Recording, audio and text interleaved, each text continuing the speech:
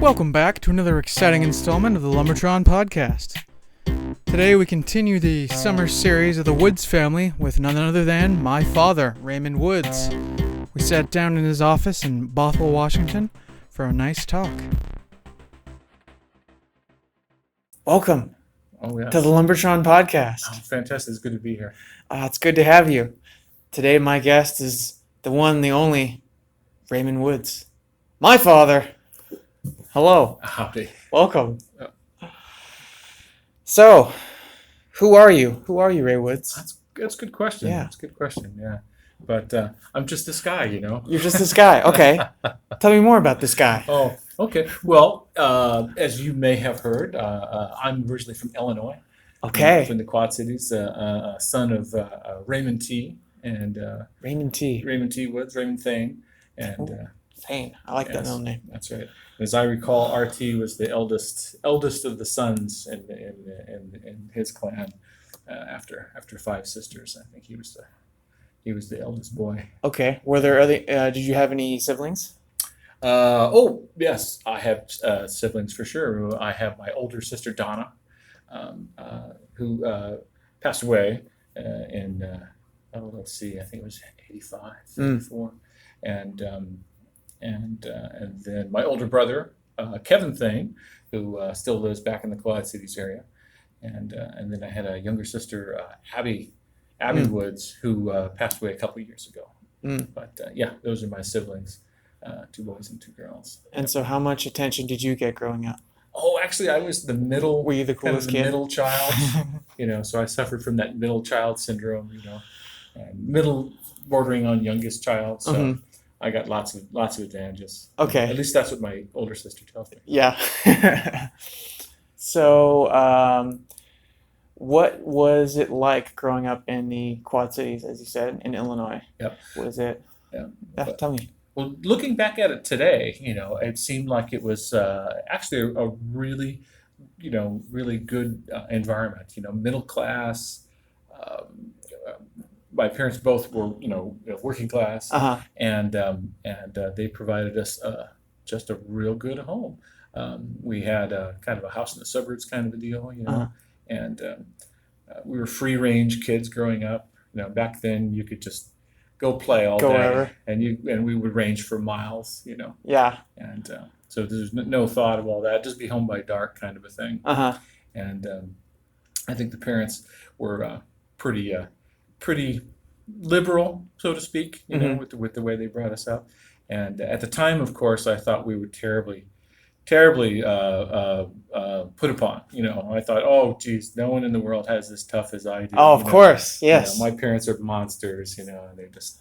But looking back at it, even from high school and college, it was like, my parents were actually pretty cool. Yeah. So did you take that out on them as a kid growing up? Did you kind of resent them and go run off and play with your friends, or how did that play out when you were in that space? Well, let's see. No, certainly not my father. My father, dad, kind of, he sort of demanded respect. He was not, the kind of big corporal punishment kind of a guy, but it was always the threat. He was just disappointed in you? Oh, no. It was, okay, there's the threat of actual threat of punishment. Yeah. It's like, I will beat you with this belt. And that sort of thing. But it actually never came down to that. I don't recall ever being beaten as a child. But I do recall... Just the fear of it, okay. I do recall mothers saying, wait until your dad gets home, kind of a deal.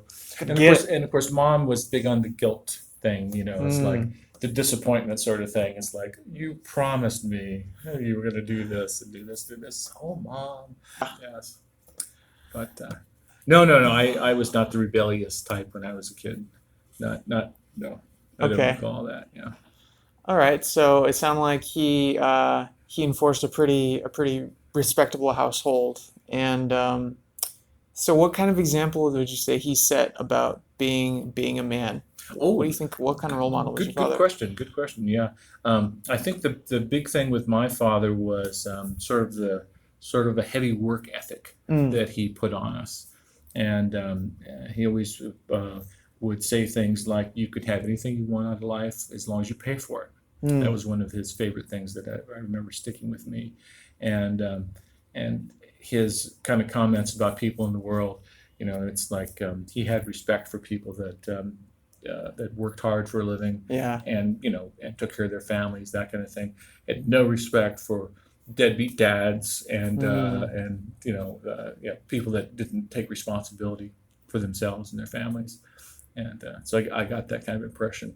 He always wanted us to know as a fact that we were going to support ourselves. uh-huh. And it wasn't the kind of fact that he would threaten to throw us out, but at 18. He's But just telling you he like it was he was is, telling us up front preparing you that for the real world. yes, Yeah. Okay. sort of thing. And so, how did you step into that real world? What did you do? You went to high school? Did you go to college after that? Oh, How did you that play bet. out? Yeah, yeah. When I was in high school, um, my mother arranged for my brother and I to get part-time work. Ooh, In fact, I was 14 when I got my first part-time job, which was, of course, under the table, naturally. working for $1 an hour, washing dishes at the restaurant where she attended bar. But it was just to get our feet wet and get used to Uh-huh. making that money. And of course, that becomes a habit, to have a little money in your pocket and stuff like that. Yeah. So I had summer jobs throughout high school, and then fortunate enough that my father paid for my tuition to go to college, Hmm. or actually it was DeVry Institute Chicago, which is today it's a recognized college. Back then it was more of a trade school, and And so, how did that place become? Was it nearby? Did you have a goal in mind? Did you have a dream? oh, Yeah. let's see. Well, I Goal. knew when I was in high school that I wanted to be in electronics. Uh-huh. I took all the electronics classes that were available at the high school. I went to they call it the area vocational center, Yeah. where they taught like shop and auto mechanics. Well, they also had a program in electronics and Mm. electricity, and so I took all the classes I could there, and didn't exactly know where I was headed, but I knew it would have something to do with electronics. Yeah. And then the recruiters from DeVry came and gave us their spiel, and they got me hooked. Just They sounded said exactly we like what you needed. they said we can get you into the industry in 3 years, The and It's always the industry. Yeah. yes, Okay. and they didn't lie. That's Yeah. exactly how it worked out. I went to the DeVry program. It was a continuous 3-year program. No summers off, just straight through, Wow. and No parties, just well, strong it was work. also 3 years of parties as far as that goes, but there Yes. was no summer vacation kind of Yeah. a deal. And 3 years later, I was had a job in Silicon Valley. Okay, so you left Left Chicago and you Illinois went to and went to San Jose, San Jose. California, Silicon Valley as it was called, and that was booming at the time. This Yeah, so was what is this like oh, 80 this was 1979, 79? and they were just needed all of the electronics talent that they could get, Uh-huh. to help fuel the integrated circuit industry, which was, as I say, booming at the time. Yeah. And so we got And so where sucked where right where did you in. go in San Jose? What was your first gig out there? Oh, it was a company called Fairchild Camera and Instrument, and Fairchild was one of the early Hmm. IC innovators that invented the integrated circuit process. Okay. So this was a offshoot of Fairchild that did IC testing, All and right. so they built these huge machines that tested integrated circuit chips, and so they needed technicians to bring these things up, and we'd work 3 shifts, Yeah. and couldn't make enough of it fast enough. Okay. So I worked nights there for several years, and bringing up these systems. It was a great opportunity. Learned a lot, had a lot of fun, and learned software. Taught myself how to program this thing, to Yeah. write test programs, and so that's my Little extracurricular work little there. extracurricular work that got me into my career that I'm into today. Yeah. And then later on, I moved into actually doing diagnostic programming Hmm. for them. and they had this wonderful opportunity for me to continue my education. They paid for me and several other guys to go to graduate school. Ooh. So while I worked for Fairchild part-time, I was taking computer science classes at the University of Santa Clara, which is nearby. Yeah. And extremely expensive, but of course, with them. The company underwrote it for us, which was an awesome opportunity. Yeah. So, very cool. Yeah. So tell me a little about your mindset at this point when you've moved across the country, you've left your hometown and you're in Silicon Valley. How did you feel at that point? Did you know anyone there? Were you excited? Were you nervous? Were you excited and nervous, but also, I felt really great. I felt confident. That here was something, especially since they were offering us this, this huge salary at the time. I mean, I got right out of school, and already they were offering me, I think it was $18,000 a year, which at the time was very good. That's in 1979 money. Yeah, yeah, that's in the 1979 dollars.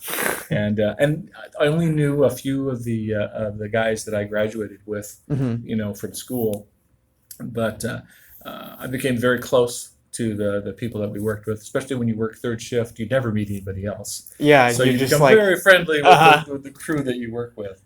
So in fact, today I still have relationships with some of those guys. We still keep in touch. That's really cool. Yeah, and. So yeah, I was there at Fairchild for like 8 years, and then when I finished my master's degree, I they were trying to relocate our division to Southern California, and at the time I wasn't really interested. I had just met your mother, and she wasn't in any position to relocate.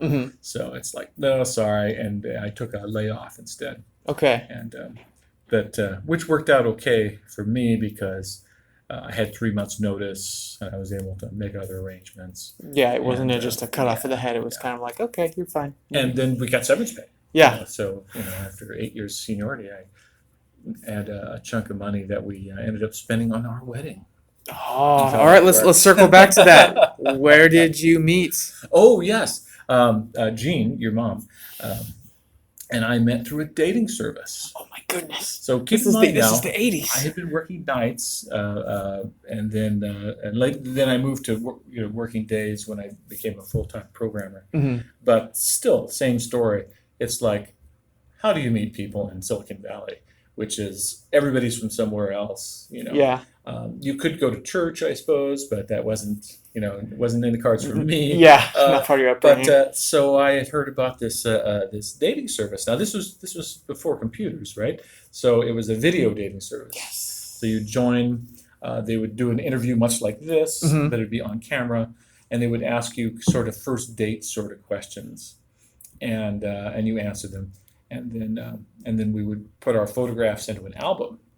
So people would come to the center and they would look through the albums and just look for, because it's the appearance that really triggers people to do I want to meet this person? So you wore your best suit. My original pictures were pretty crappy as far as that goes. So I spent money on a professional photographer. Yes, you got headshots. Yes, I think you've seen those headshots. You may have seen my headshots. Man. So he really put me, posed me nicely, and so I had these really nice headshots. And just for reference, how old were you? Let's see, how old was I? I think I was maybe 20. Let's see, this was in 80. This was in like 84. So I was 26. Okay. Yeah. And good-looking guy. Oh yeah. Really good-looking guy. And so I put my new photos in the album. But just before I did that, Mom had looked at my old photos and wanted to meet me. So she looked at my videotape. She sent me a little note. Someone wants to meet you. So I looked at her photos and looked at her videotape, and they exchanged addresses. Well, it turns out she lived 2 blocks away from me. Of course. But I would never in a million years have met her because we just had different friends, and we didn't go to the same bars. So I went to go meet her. I said, "Let's go meet now." And she says, "Well, I'm not ready." I go, "Well, that's okay." I just walked over to her place. and her twin sister Mary was visiting from Ohio at the time. She answered the door and said, "Oh, Jean's getting ready. Let's sit down and talk." So we talked for about 45 minutes while Mom was doing her hair. But don't forget, this was the '80s, and the hair was It has to be the hair just has immaculate. to be big, yeah. And so she was working on her hair, and I gave Mary my life story. And when Jean finally came out, they're identical twins. Yeah. So she says, "Okay, don't bother asking him about his life story. I'll fill you in later." And that was our first date. And of course, the rest is history. Yeah, so Beautiful. we've been married for 30 years now. That's a wonderful story.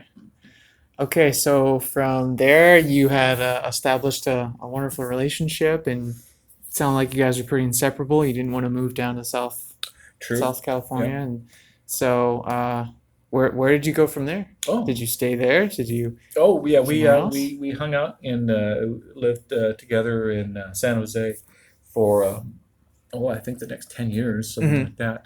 And we bought a condominium there in Campbell, which was enough of a reach for us, Yeah. But then the time came where, well, we want to have children, Hmm. and you were born, and so we think we need a house, and was pretty much beyond our reach to be able to afford a home in Silicon Valley without having a 2-hour commute. Yeah. Living Somewhere in the suburbs and then going into the city. True.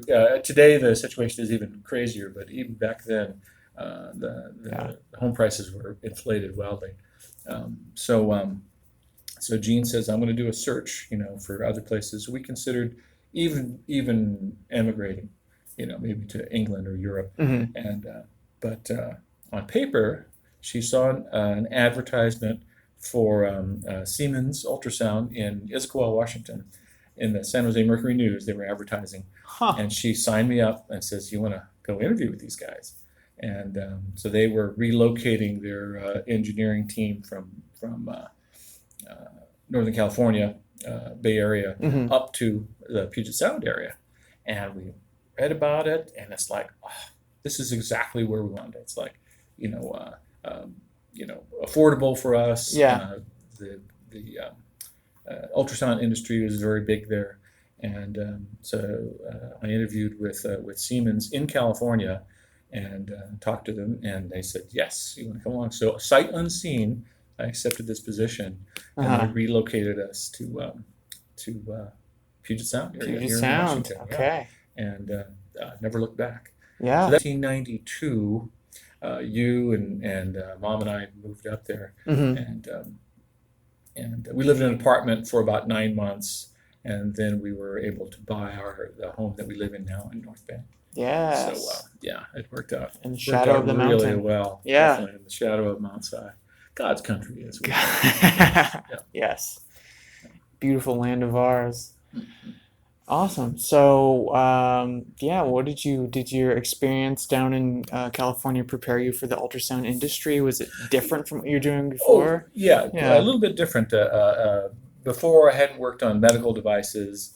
I worked on general computer systems and telephone branch exchanges, things Hmm. like that. Um, uh, Typical software application work, embedded work, as they say. Machines that have computers in them but are not general function computers. Yeah. So we call that embedded devices. So I had that kind of experience. And the Siemens at the time needed someone with that kind of experience. I knew nothing about ultrasound, but they knew nothing about diagnostic software, which was my forte. Hmm. So it was a perfect match. So Filling in the gaps. so they brought me in as to kind of lead up the effort to do the diagnostic software for their ultrasound systems, and it worked out really well. And when my previous job in the Bay Area was with a company that was purchased by Acer Computers, which is a Taiwanese company. So I had the wonderful opportunity to spend a lot of time in Taiwan Yes. on projects. And at one point, the project was running longer than expected, and my scheduled time to be there was up. And I said, "I gotta go home." And they said, "No, you're not finished. You gotta stay." And I said, "My wife and son are waiting at home, and Yeah. this is a divorceable issue. I Uh-huh. gotta go home." And they said, well, how would you like us to send your wife and son to visit you?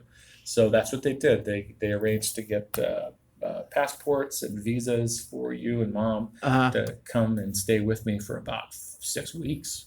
Wow. And oh yeah, and they set us up in a nice hotel, and I got to rewatch those videos that we took. Oh of you yes, we have guys plenty of footage of me being the master of Taiwanese school children and just all the wonderful exploration. Indeed, yeah.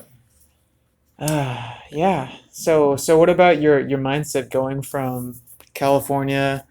You now have a son. You're moving to a new state. How did you feel about all of that? Oh, actually, Is it a it was kind of a similar thing. I was excited about it yeah and very confident. yeah You know, I again? mean, You we just didn't felt like you know were ready. we didn't know a soul in Washington, Uh-huh. but that didn't bother us. We were Mm. young, and we didn't care, and we had the support of our families back, Yeah. back in the Midwest, Still connected and with your still connected. families. Yeah, and in fact, the only time vacation we would spend is going back to. See the families. Yeah, we would literally spend a week in Illinois and a week in Ohio, and drag you along. Uh-huh. So you were always welcome. Christmas, or did you guys have a No, time you generally just- Christmas we Yeah. would stay put. Yeah, Okay. traveling in the wintertime is such a pain. Yeah, I imagine going to Chicago in the wintertime is not It's easy. not what you want to do. But we would always go back in the summer, and then at a certain point, and when you were like 7, we said no, we want another child. We wanted Mhm. to have a daughter. We thought this would make us complete. In fact, there's a Taiwanese saying that a complete man has a wife, a son, a daughter, and a goat. And so we substituted computer for goat. Okay, at the I feel time, yeah. But Technology so will he catch says, up. yeah, we need to have a daughter. And so we worked on it, and we worked too hard. And as you know, your siblings were born in '96, and big shock for everybody. That's Most of siblings you- plural. Siblings plural, the triplets. That's right, Yeah, triplets. triplets were born in Oh, man. '76. Muriel, Lowell, as we called him, and Ursula, also known as Clark. Hmm. Yes. So yes. So that's they came and joined us in '96, and Was that a deep surprise to go from expecting one child to getting 3 well, more? it was not a total surprise. Your mom being a twin, Mhm. and her twin sister had twins, so she actually brought that up and said, having multiples is, Yeah, it runs is in the in- cards, Uh-huh. because it does seem to have some genetics. But I thought, no problem, better than us, to do this. Yeah. And but no, we found out very early on, like in the 3rd or 4th week Uh-huh. of the pregnancy, we found out that there were 3, and so we said we bonded with them all instantly. Ah. So yes, Okay. Yeah. So I want to circle back. So Mhm. I've heard a lot about, you've done all this electronic work. You've done all these amazing jobs. It sounds like work, work, work.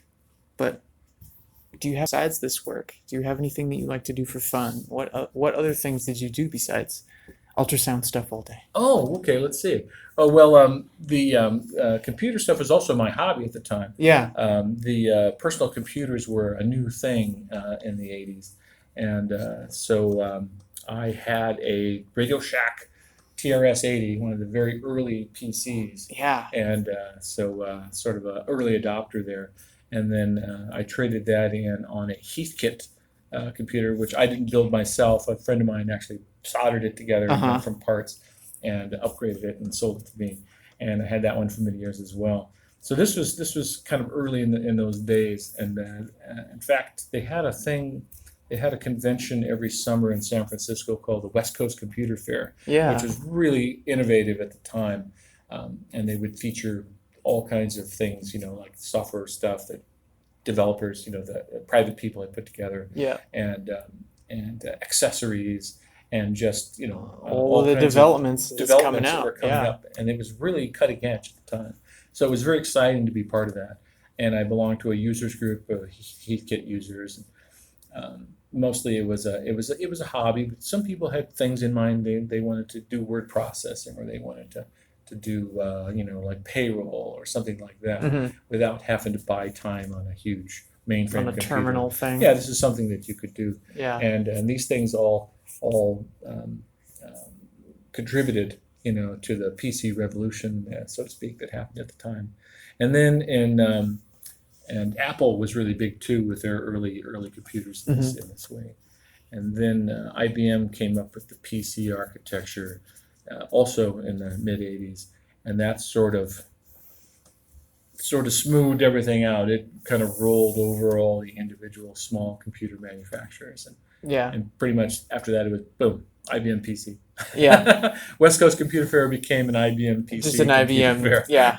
Apple still had a presence, but it was always a smaller, impact. Of course, the people that love Apple were very devoted. Yeah. But they became a minority. Yeah. Okay, so basically, That was my hobby too. PC, just doing PC playing with PC like stuff, and Mm-hmm. you continue that up throughout your career, just tinkering with electronics and computers and things like that. Oh, absolutely. Yeah. Yeah. Okay, so were you still able to pursue this stuff while I was growing up as the triplets came forward? What was your schedule like with triplets and a young son? It's kind of a blur. Yeah, It's sort of a I blur. imagine. And of course, Mom, I got to give her all the credit.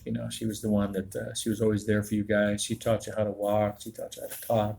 She taught you how to ride bicycles. And she used to make your clothes. I mean, she was like super mom. So I got to give her all the credit. And of course, I had my 8-hour vacation every day.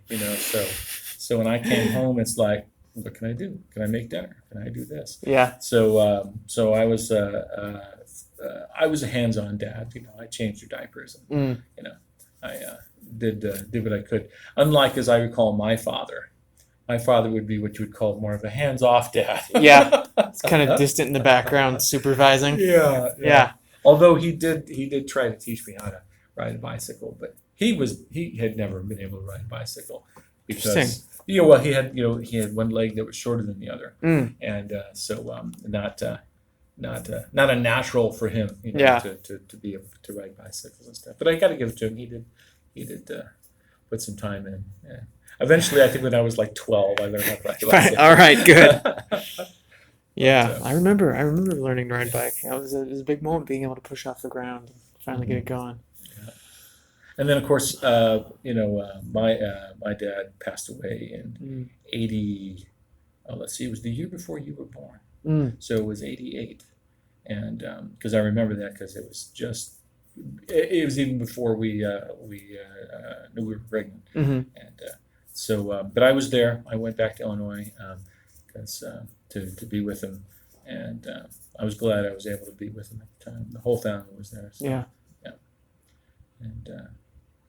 And then my mother, Frankie, she passed away the year before the triplets were born. So that was 95. Yeah, in 1995. Yeah. So, and I'm wish I could have been there. I should have been there, but we were, I think, spending Thanksgiving in California with your uncle Mark. We call him your Uncle Mark. He's just some guy. He was our neighbor when we lived in California, and so we were down there with you at the time when Mom passed away. So, yeah. So, going forward, yeah. Triplets have all more or less grown up. More or less, kind of, sort of. I am more or less an adult. Yes, I'm very proud of you. Thank you, Yes. thank you. Yeah. And here you are today, still pursuing right. your love of computers. That's right. Yeah. And so, what do you do now? Oh, it's pretty much more the same. I've become more of a kind of an ultrasound, expert here in the last 20 years or so. And so after Siemens, they went to another company called Emulex, and then Toshiba Medical, and then Solta Medical, and now Sonosite Medical. So kind of hanging in there with the medical device industry. Yeah. On and off being a boss. I was a manager briefly at Siemens and a manager briefly at Solta. No, I was hired as manager at Solta, and then now I'm the software manager here. Um, but I was surprised. I didn't realize my career could still be on the rise. As a matter of fact, so yeah. So I'm grateful to have the opportunity. And have you ever been motivated career-wise? Where do you go for a goal or like a position that you're looking for? Or have you just kind of just been going with the flow and it just kind of I'd have to say taking I'd have to opportunities? say going with the flow and Yeah. accepting opportunities as they arise, Mm-hmm. sort of thing. Yeah, yeah. I can't say that I ever buckled down and said, "Okay, I'm going to do this and I'm going to work towards this position, Yeah. this promotion, and all that kind of stuff." It's kind of like I figure I'll keep my head down, do what I'm good at, and then other people have suggested to me, it's like, hey, you should be the boss.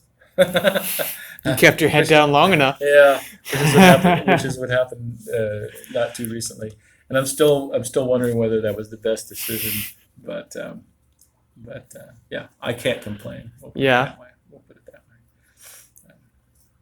So now these days, a couple of your siblings are still at home. Mhm. Clark is going to school, and Frank's supposedly going to go back to school in the fall, and so pretty soon we'll be empty nesters, just mom, me, and chickens. Mm-hmm.